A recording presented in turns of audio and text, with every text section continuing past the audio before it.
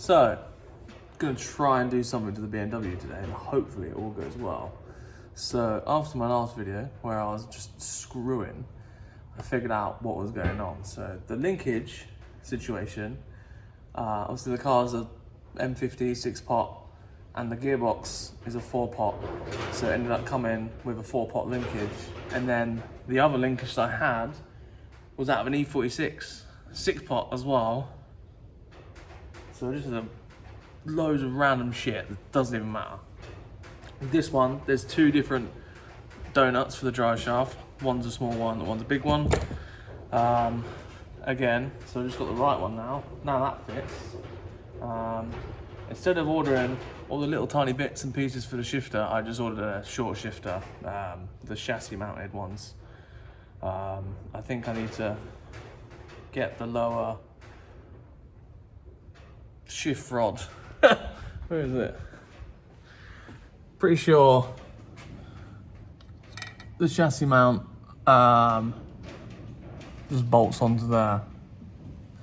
Yeah, I'm pretty sure the chassis mount shifters just like, you just sort of drill it through here, nut and bolt it, and then this just bolts to it, and you don't have to use any of the top linkage at all. Hopefully, fingers crossed. That's what I've ordered, and it should work. I spoke to a few people, and they said that's what it does. So, my plan today as well, also, if you look, he's just taken all the powder coat off the mating area all around here. So that saved me loads of time. So now, because of that, I need to get the car running and like all the bottom end hooked up. Then I can test fit the wheels and see where they fit. I want to see where they fit. I can set up the suspension and I can see if I need to notch the strut towers or anything like that. So it's just a mixture. I also need the car to be running so I can stick it in gear and basically use the car as like a little lathe, and I'll polish the lips, just put some wet and dry in there while the car's in gear, just wet sanding the whole lip so I get a nice finish on it. So yeah, point of action, get the car finally back together. Fingers crossed everything goes well. Obviously I can't put the shifter in, but that can be done after. I can put the rest of it back together without doing that shifter, I do believe. Once I get all that in, I can do the exhaust, figure out how to get it started again. Oh, just all gonna come together, hopefully. So I am gonna start by sticking this on, prop on, and then mocking up the rear wheels, get the drive shafts and stuff in. Oh, I feel like I've been waiting for this day for like 4 years. But here we are, we're gonna do it. Perfect size. I've actually done something and it's gone semi-okay, which is mind-boggling. Look, whole drive shaft in, new prop bearing, new front prop, new donut. This is in, these are new. Oh, it's all in, the new slave's in, the flexi line is there. All I've got to do now is get my shifter when it arrives, and I just attach this rod to it. Might need to shorten this rod yet. I'm not sure, but that's all in there. Obviously I got the drive shafts in as well, both sides. This one is a bit shit really. It's got like half the nut because I had to cut the end of the shaft down. If you was watching the video, I did that. So we're gonna run with that and see how long. I'll see if that, causes a problem. If it doesn't, wins win, but if not, I'll just get another shaft. I'd rather get a second-hand genuine one as well because, it just makes life a lot easier. So, now it takes me over here. The wheel is back, the wheel is on. Actually bolted on for the first time. Ooh, what's that noise? Oh no. Oh, don't worry, it's just this going out. Shit myself, man. God. Yeah. This is quite heavy to turn, but I remember that it's a welded diff now. I've never had a car with a welded diff, so obviously it's pulling all the force out of that one as well, so it's a bit hard to turn. So this is the problem, isn't it? The main reason we're doing all of this is because we want to get the wheels in a nice position. Now, the rear shock is on. We've got like quite a bit of room to this. Both of these are bottomed out as short as they can go. That's what I wanted to do. Obviously we're on full droop right now. And it looks like we're poking quite a bit. But obviously that's not under load or anything like that. So what I'm gonna do is I'm gonna let it down and see where we sit in terms of wheel fitment. I'm praying this works. Now, I'm pretty sure it will work, but like, there is a possibility that it won't pull in, and that would mean sad time. That'd be really fucking annoying, because I've already spent the time re-drilling the hubs, buying all these arms, doing all this, true recorder, etc., when I could have just got a different set of wheels and continued on with life with a normal shock and spring. I've done most of this so the wheels would fit, so if it doesn't fit now, I don't know.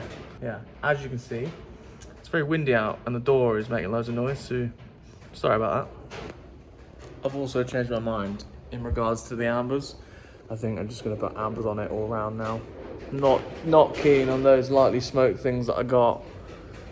And if the front doesn't work, the rear works, I like the rear, but if the front doesn't work, I can't have clears on the rear and then ambers on the front. So I think I'm going to be selling the half clears and etc. because, well, it's not going to work for me, I don't believe. If you stand there, look, it's poking, but obviously we've got full droop. Now I want this to basically be so close to the arch, using my little pointer here.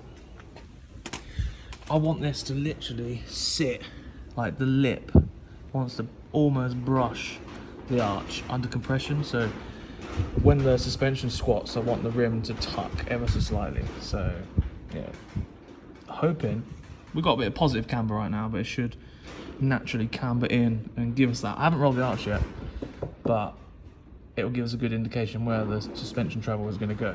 Now, these arches are a bit bubbly and stuff. Just here. This bit's actually alright.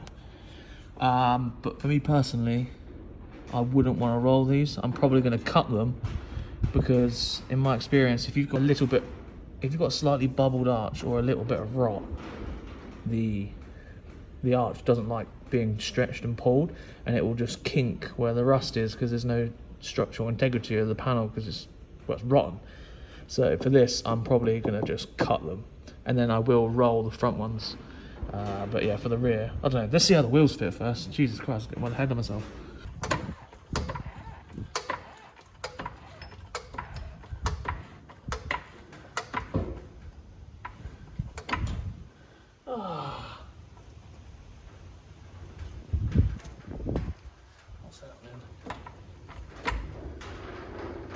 Oh, I haven't loosened off the shock enough, so bear with me.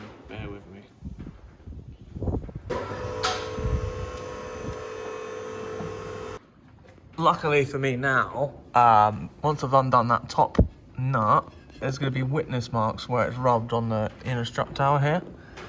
And as you can see, it's literally just there. And, you know, I think I will take a hammer to it and then see where we sit. I don't know. We'll see. That might be just really soft, or it might be really hard. I don't know. But choose your battles. We'll see. Right, so shock is now removed. Well, strut. We'll get to see where it sits. I'd recommend putting your handbrake on before this, but mine isn't connected, so I'm living life on the edge. As you can see, it is definitely gaining camber under compression. Ooh, look at that. Tucked. Right, okay, so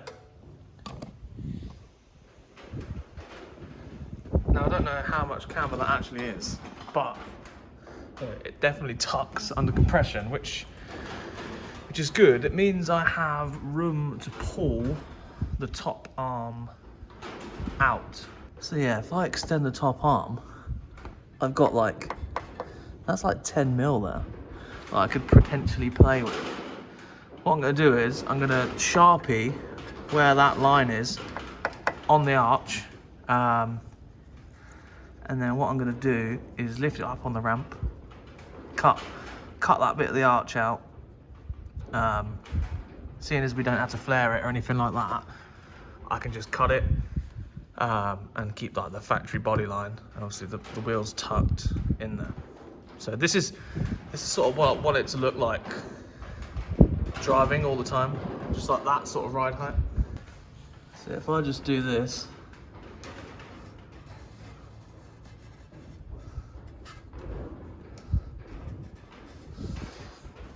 this is the worst Sharpie I've ever used. Oh my life.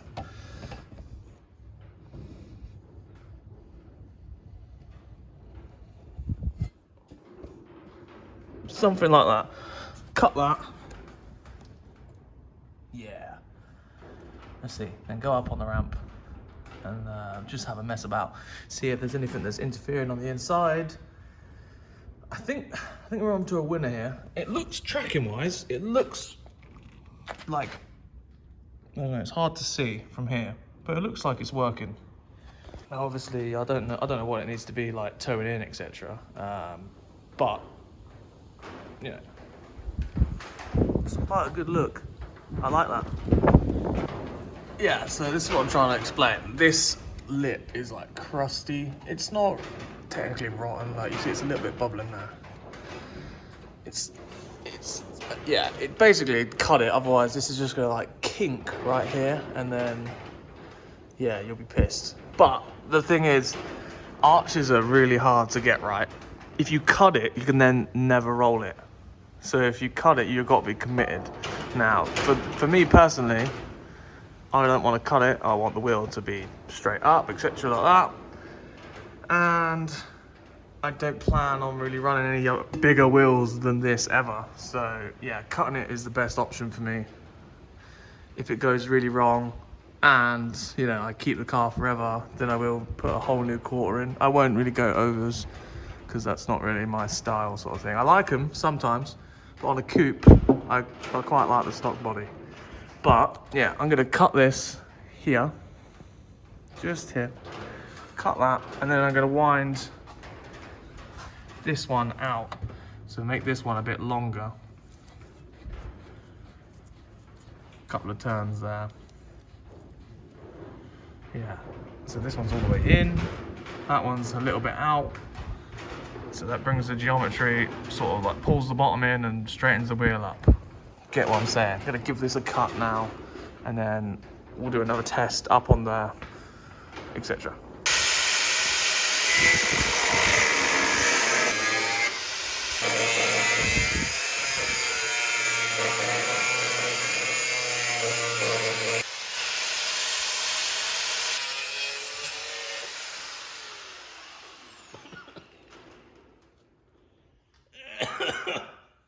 Well, mouth protection too. It's not good on the old lungs, that. There's a lot of seam sealer in there, and BMWs are known for having like the thickest arches ever. They're like million skins in it. Yeah, I don't know if you'll be able to see it from here because the lights on the ceiling are so bright. Oh God, see what I mean? I put these in, I thought this would be a great idea. I can see everything, but now you can't see anything. Yeah. Oh. My poor phone. Obviously you can see it's opened up there with two skins. I'll point it out. There. Now, the seam sealer there, but what we want to do is probably grind this out with a wire wheel and then re-seam seal it once you're finished, making sure your wheels fit. There's probably like 3mm lip on that. If you keep 3mm lip, roughly, that will help keep its structural integrity. As soon as you start going into basically any more than what I've done there, I might have a couple of mil out of that.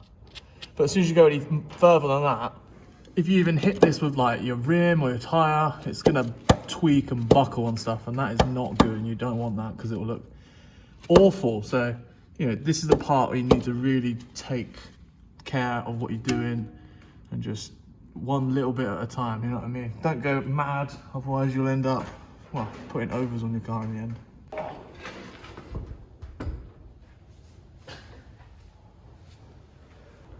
Now,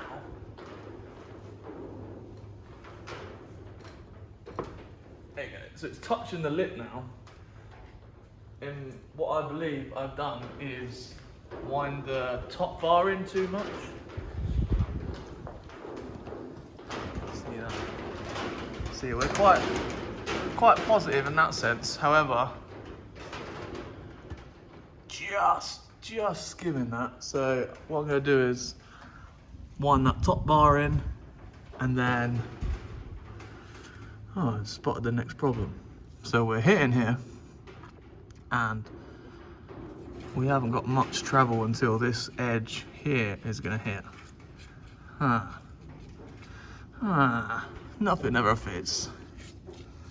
This is fun. Usually, I don't know if this is made for the top one or not, I don't know. But usually I've seen the straight bars and they come out, they drop down like 30 mil.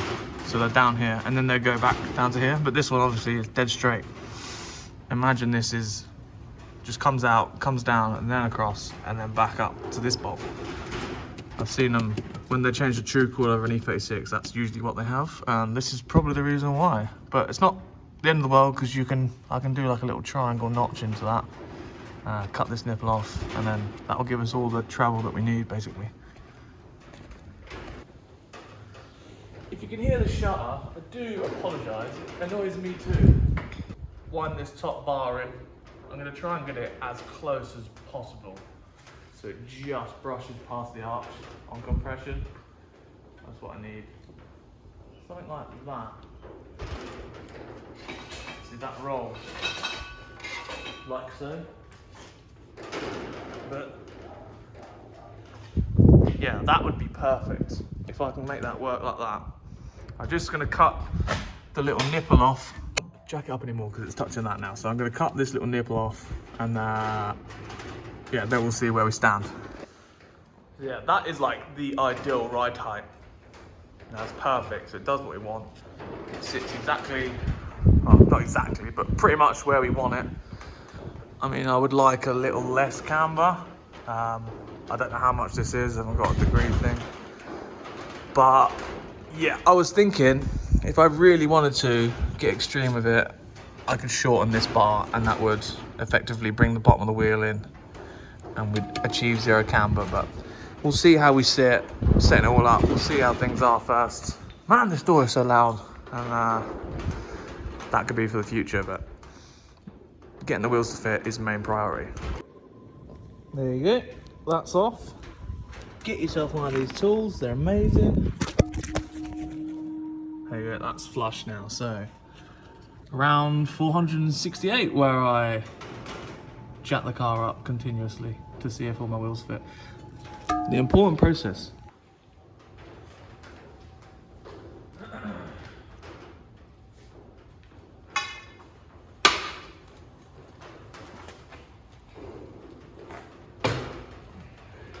Should invest in the transmission jack, shouldn't I, really? Right.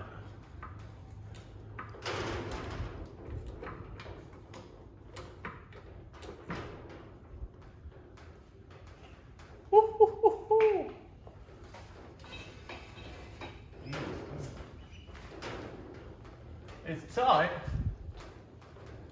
very tight. There you go. Yeah, that is tight. I'll have to measure how much camber that is, but if you look here,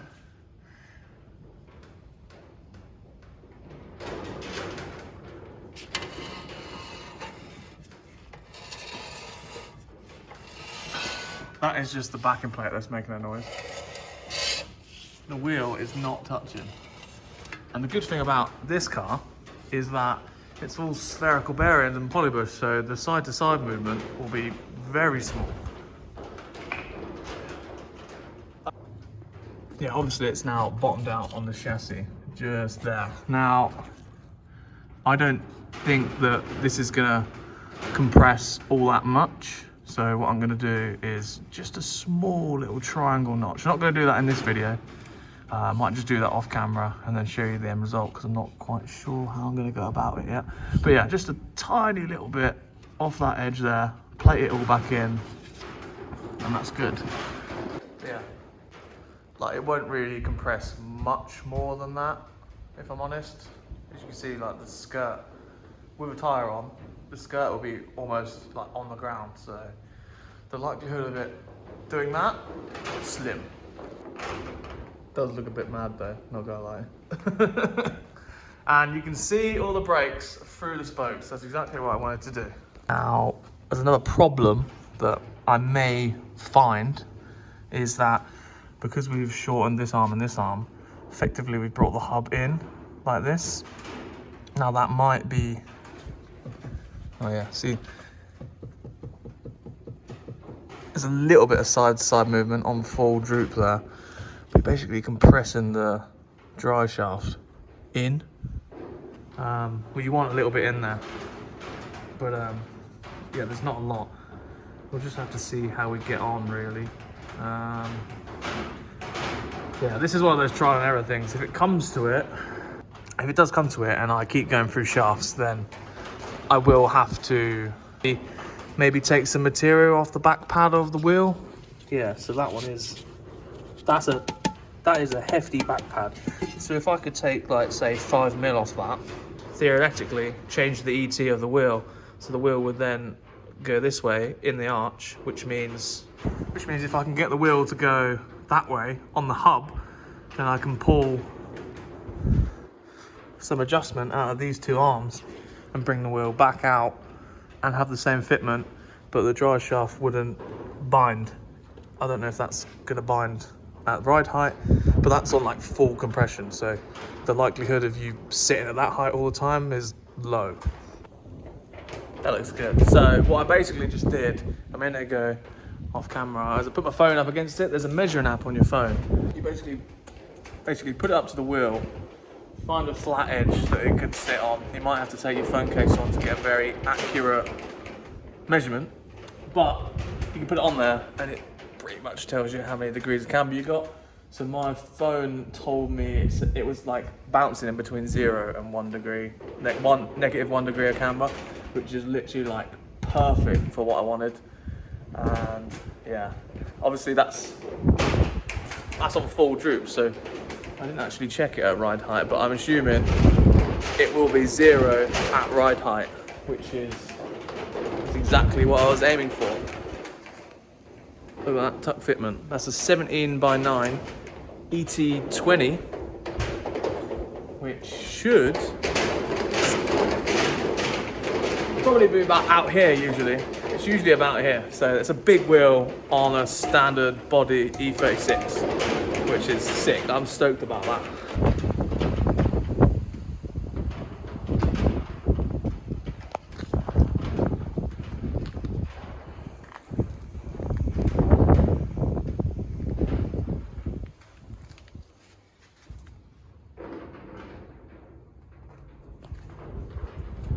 That looks good. Stoked.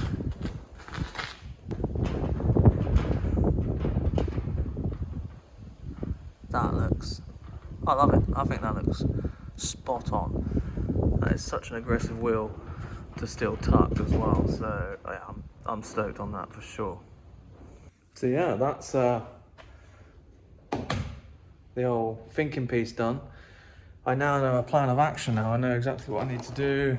Don't have to keep worrying and whether my wheels are gonna fit, etc, etc. It's just one of those tedious things that you have to work out. And once you do work it out, like so. So, next plan of action is obviously notch that trailing arm on the back. I'm not sure if I'll film that or not. I'll show you the end result even if I don't film it, but obviously I need to bleed the brakes, etc, all that sort of stuff, and then hopefully don't